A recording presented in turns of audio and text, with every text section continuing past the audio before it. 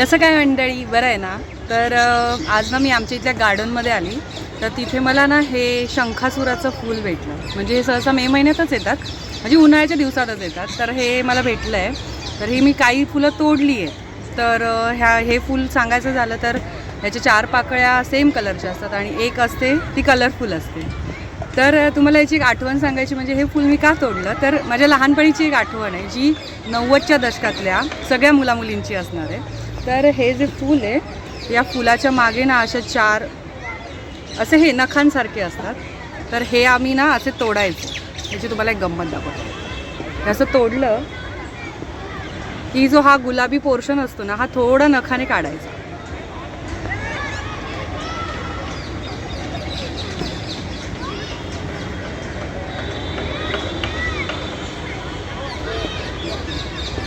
हा पा असा काढायचा आणि तो असा नखांवर चिटकवायचा.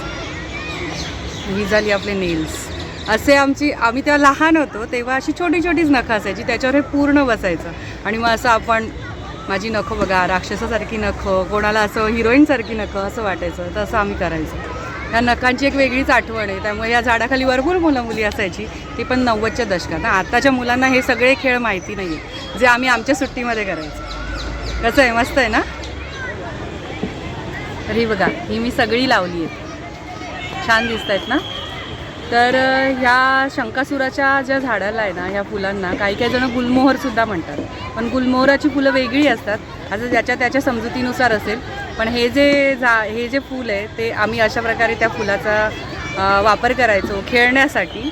आणि ती भरपूर मोठ्या प्रमाणात येतात आणि ते उन्हाळ्याच्या दिवसात असल्यामुळे आमचा तो सुट्टीतला एक छंदच होता, आणि स्पेशली मुलींचा. तर तुमच्या पण आसपास जर असं कुठलं झाड असेल तर तुमच्या मुलांना घेऊन नक्की जा आणि त्या फुलाचा एक छानसा गमतीदार खेळ त्यांना नक्की दाखवा.